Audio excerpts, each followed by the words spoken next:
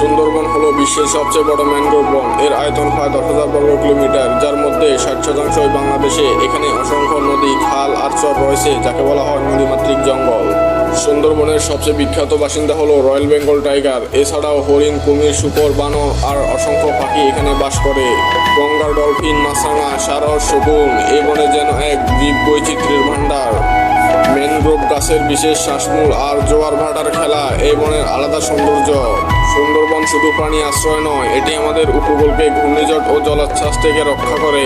আর সুন্দরবন প্রকৃতির রত্নভাণ্ডার, যা প্রকৃতির এক মহাবিস্ময়, আমাদের সবার গর্ব। আর হ্যাঁ, ভিডিওটি ভালো লেগে থাকলে লাইক, কমেন্ট এবং সাবস্ক্রাইব করতে ভুলবেন না।